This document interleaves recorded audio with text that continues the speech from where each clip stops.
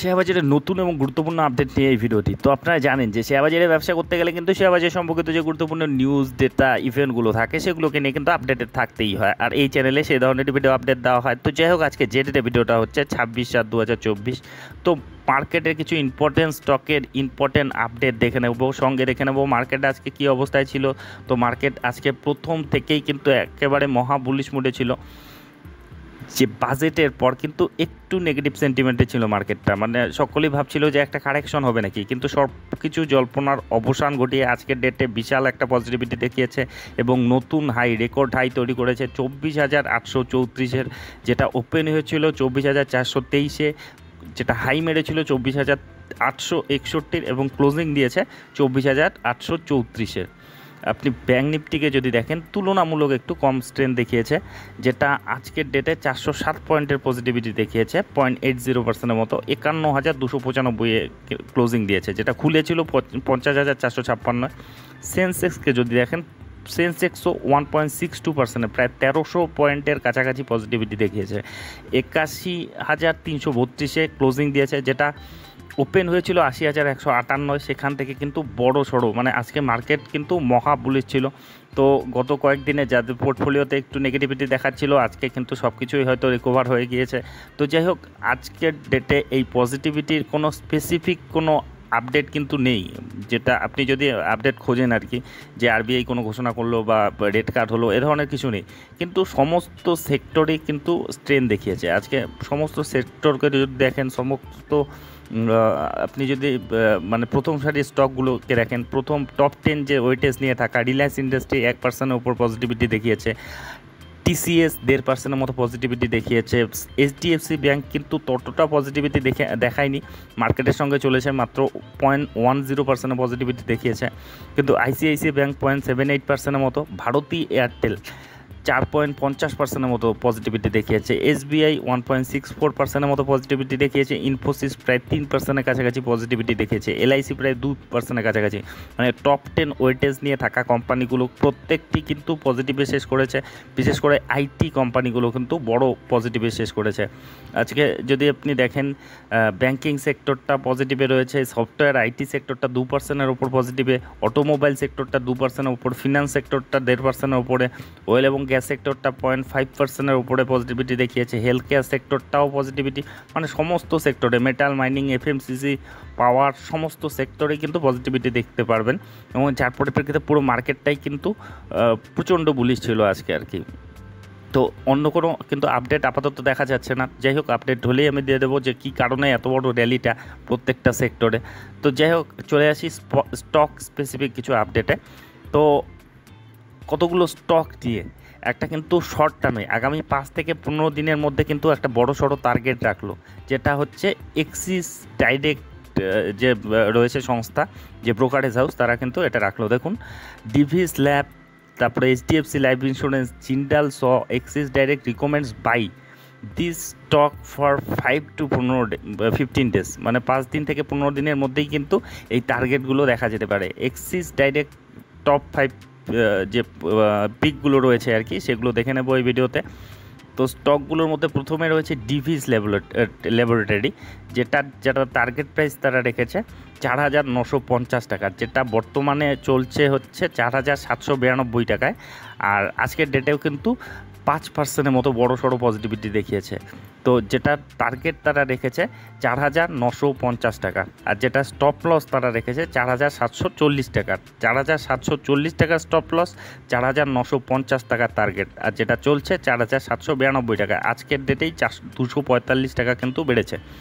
তো এর পরে যেটা স্টকের কথা তারা বলেছে সেটা হচ্ছে পিআই ইন্ডাস্ট্রিজ লিমিটেড, যেটা যে অ্যাগ্রোকেমিক্যাল নিয়ে একেবারে টপ কোম্পানি।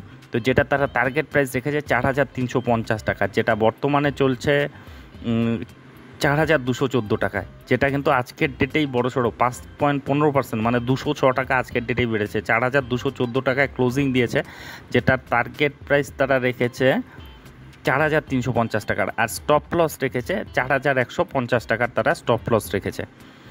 এবার যে তৃতীয় কোম্পানিটি বলরামপুর চিনি, যে কোম্পানিটি, সেটার তারা টার্গেট প্রাইস রেখেছে 485 টাকার, যেটা বর্তমানে চলছে আপনার 460 টাকার, 460 টাকায় চলছে। আর 485 টাকার তারা টার্গেট প্রাইস রেখেছে, আর স্টপ লস রেখেছে 452 টাকায়। তো এগুলো নোট করে রাখতে পারেন। 452 টাকায় স্টপ লস রেখেছে, 485 টাকার টার্গেট রেখেছে, আর বর্তমানে চলছে আজকের ডেটে 460 টাকায়। আজকেও কিন্তু 3%-এর কাছাকাছি ভালো রকম র্যালি দিয়েছে। তারপরে চতুর্থ যে স্টকটির কথা তারা বলেছে সেটা হচ্ছে জিন্দাল শ, যেটা তারা টার্গেট প্রাইস রেখেছে 635 টাকার, আর যেটা চলছে হচ্ছে আপনার 579 টাকায়। আজকের ডেটে 4%-এর মতো বড় একটা পজিটিভিটি দেখিয়েছে। 22 টাকা আজকের ডেটেই বেড়েছে, 579 টাকায় চলছে। তারা টার্গেট প্রাইস যেটা রেখেছে 635 টাকা, 635 টাকা টার্গেট প্রাইস, আর 579 টাকায় চলছে। আর যেটা তারা স্টপ লস রেখেছে 555 টাকার কিন্তু স্টপ লস রেখেছে। এবার যে শেষ কোম্পানিটি, পঞ্চম কোম্পানি, সেটা এইচডিএফসি লাইফ ইন্স্যুরেন্স কোম্পানি, যেটা তারা টার্গেট প্রাইস রেখেছে 780 টাকা, যেটা আজকের ডেটে চলছে 703 টাকা। 703 টাকা থেকে 780 টাকার তারা টার্গেট প্রাইস রেখেছে, আর যেটা স্টপ লস রেখেছে তারা 683 টাকায়। তো এই ছিল এই স্টকগুলিকে আপডেট। এগুলো আগামী 5 থেকে 15 দিনের মধ্যেই কিন্তু এই টার্গেট তারা অ্যাচিভ করতে পারে। তো টার্গেট স্টপ লস দুটোই তারা দিয়েছে হচ্ছে অ্যাক্সিস ডাইরেক্ট। তো যাই হোক, এই গেল এই স্টকগুলির কথা। এবার চলে আসি কতগুলো ইন্ডিভিজুয়াল স্টক, যেমন শ্রীরাম ফিন্যান্স। আজকের ডেটে কিন্তু প্রায় 9%-এর মতো, আজকের ডেটে যদি দেখেন মার্কেটের যে লার্জ ক্যাপ কোম্পানিগুলোর মধ্যে যে টপ গেইনারের মধ্যে কিন্তু এটা রয়েছে। 9%, 9.5%-এর মতো পজিটিভিটি দেখিয়েছে। আজকের ডেটে 255 টাকা বেড়েছে, 2934 টাকায় ক্লোজিং দিয়েছে, যার পেছনে মূল কারণ তাদের যে Q1-এর ফিনান্সিয়াল রেজাল্ট। আপনি যদি দেখেন আজকে মানে গতকালকে সম্ভবত এদের ফিনান্সিয়াল রেজাল্টটা বেরিয়েছিল। দেখুন Shriram finance Q1 result PAT jumps 19% year on year 2023, মানে প্রফিট আফটার ট্যাক্স তাদের যেটা আর কি প্যাট, সেটা 19% বেড়েছে। যেটা দেখুন, the company had reported A net profit of 1705 crore in the year এগো পিরিয়ড, মানে ঠিক এক বছর আগে যেটা 1705 কোটি ছিল, এবার সেটা 2802 কোটি হয়েছে, প্রায় 19%-এর মতো জাম্প দেখিয়েছে। রেভিনিউ বা ইপিএস সব কিছুর মধ্যে কিন্তু তারা গ্রোথ দেখিয়েছে, এবং যেটা মার্কেট এস্টিমেট করে নেয় আর কি, ধরে নেয় আর কি, সেটাকেও কিন্তু তারা মিট করেছে। দেখুন, মিট দ্য এস্টিমেট, যার পরিপ্রেক্ষিতে মার্কেট ভীষণ খুশি হয়েছে এবং ভীষণ একটা কিন্তু পজিটিভ রিয়াকশন দিয়েছে, প্রায় 9.5%-এর মতো পজিটিভিটি দেখিয়েছে। তো যাই হোক, এর পরের যেটা আপডেট দেখে নেব সেটা হচ্ছে টাটা মোটরকে নিয়ে। তো টাটা মোটরকে নিয়ে গতকালও বলেছিলাম যে যখনই একটা ব্রোকারেজ হাউস, কতগুলো মানে একটা না অনেকগুলো ব্রোকারেজ হাউসই কিন্তু এই স্টকটিতে কিন্তু বড় সড়ো টার্গেট রেখেছে, যেটা দেখে নিই, যেটা আপডেট গতকালও দেওয়া হয়েছিল, যেটা আজকের ডেটেও 2.30%-এর মতো পজিটিভিটি দেখিয়েছে। 1100 যে লেভেলটি সেটা কিন্তু অ্যাচিভ করেছে, এবং এটা নতুন একটা হাই, অল টাইম হাই কিন্তু এটা এখন, এটা 1116 টাকায় চলছে। তো যাই হোক, এর যেটা আপডেট রয়েছে দেখুন, buy Tata motor share, market expert suggest target price and stop loss. তো দেখুন, যেটা টাটা মোটরকে নিয়ে যেটা রয়েছে আর কি, Japanese brokerage Nomura upgrade the auto stock buy from neutral থেকে বাইয়ের রেটিং দিয়েছে। The broking firm increase Tata motor share price target 2025 to RS 1294 টাকাতে কিন্তু শর্ট টার্মে তারা টার্গেট রেখেছে একটা। The stock ended Thursday trading 1091 টাকা, তো আজকের ডেটে তো 1100 টাকার উপরে ক্লোজিং দিয়েছে। তারপরে এছাড়াও যে লক্ষ্মী ইনভেস্টমেন্ট এবং সিকিউরিটির যে অংশুয়াল জয়েন রয়েছে, যে অ্যানালিস্ট রয়েছে, তিনি 1250 টাকার কিন্তু একটা টার্গেট রেখেছে, এবং যেটা কিন্তু খুব দ্রুত অ্যাচিভ হবে আর কি, শর্ট টার্মের জন্য একটা রেখেছে। তো এর যে স্টপ লস রেখেছে 1049 টাকায়, স্টপ লসটা রেখেছে 1049 টাকা, আর টার্গেট রেখেছে 1240 টাকার একটা কিন্তু টার্গেট প্রাইস রেখেছে। তো এই ছিল টাটা মোটরকে নিয়ে আপডেট। এবার দেখে নেব টাটা পাওয়ারকে নিয়ে। আজকের ডেটে টাটা পাওয়ারও কিন্তু রকেট হয়ে গিয়েছে, 5%-এর মতো পজিটিভিটি দেখিয়েছে। আজকের ডেটে 21 টাকা বেড়েছে, 445 টাকায় ট্রেড করছে। আজকের ডেট যদি দেখেন, ওপেন হয়েছিল 432 টাকায়, আর যেটা হাই মেরেছিল 446 টাকার, এবং লো মেরেছিল 430 টাকার। তো যাই হোক, 446 টাকায় কিন্তু ট্রেড করছে।